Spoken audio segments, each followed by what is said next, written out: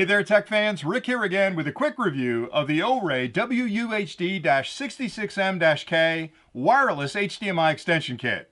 This product allows you to share all of your HDMI media content with a second remote location up to 66 feet away over a simple wireless connection. The product fully supports 4K ultra-high definition media content and is plug-and-play compatible with most HDMI devices out there. It also uses the latest 5G connection technology to guarantee a rock-solid connection up to 66 feet away. Now, as part of this review, I'd like to start with a really quick unboxing of the product just to show you everything that's included with the kit, and that way you'll understand exactly what you get if you decide this product's right for you. And then I'll take a closer look at the transmitter and receiver and explain the connections and indicators so you understand how to use it. And then I'll point out a few things about this particular product that you can use to compare it to other products you may be considering. So let's get started with the unboxing. When you first open up the box, you'll find a transmitter module and a receiver module. This connects to the media device. This connects to whatever display device you'd like to enjoy the content on.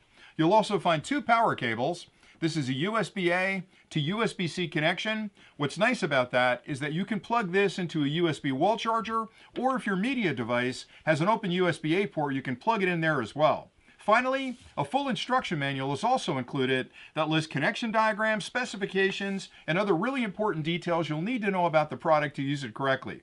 Now, if you stay tuned next, I'll take a closer look at both the transmitter and receiver modules, and then I'll point out a few things that really separate this particular product from a lot of others you may be considering. Inside the kit, you'll find a transmitter module and a receiver module. The transmitter connects to the media device, and the receiver connects to the display device that you'd like to enjoy the content on. Both of these feature high-impact plastic cases, which make them lightweight and incredibly durable. Let's start with the transmitter module. On the top of the unit, starting on the left, you'll find two indicators. This one is for power, and this one is for the Wi-Fi connection. So when you apply power to the unit, this will come on after it's run its internal power on self-test to let you know it's ready to use. That'll be a solid LED.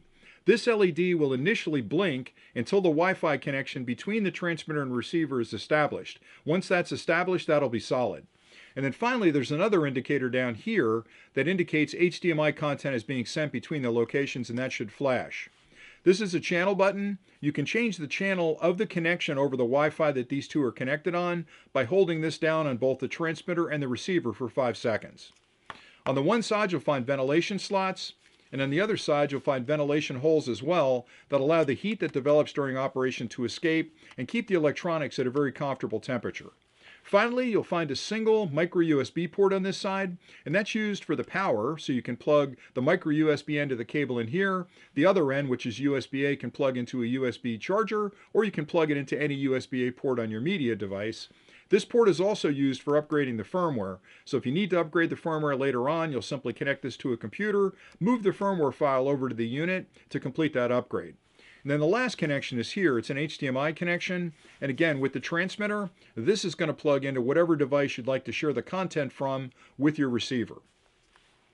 The receiver module is very similar. Again, you'll find a power indicator, a Wi-Fi indicator, and an HDMI transmission indicator.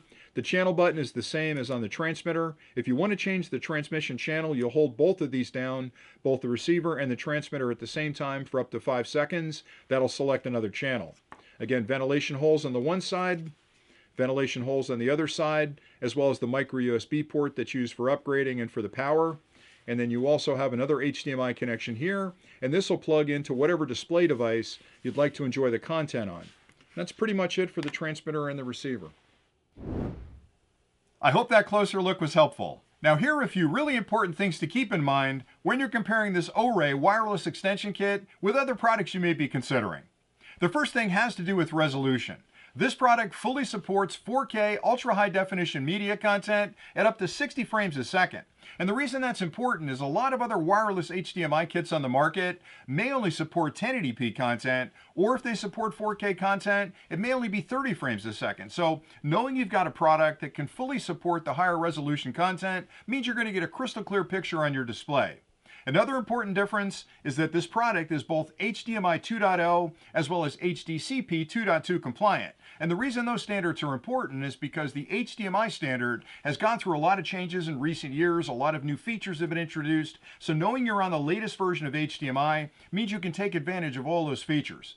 The HDCP certification is important as well because that controls copy protection. So again, knowing you're on the latest version of HDCP means you can play a wider range of different media files. And the last thing I like an awful lot about this kit is that it uses a standard USB-C connection for power. A lot of other kits on the market use a custom cable with its own power supply, and that means if that power supply goes bad, you may have to replace it. It's hard to find a replacement. You've got a specialized connector that plugs in. Using a standard USB connection at 5 volts means that I can plug the other end of it, the USB-A, into any USB charger I happen to have around, or if I've got an open USB-A port on my media device, I can plug it in there as well and eliminate the need for a wall charger. And that's pretty much all I had for today. I think this is a wonderful kit. I've used it for quite a while with a streaming media player to a widescreen TV, and it works just great. I think you're going to like it as well. So thanks an awful lot for watching, and until next time, as always, stay nerdy.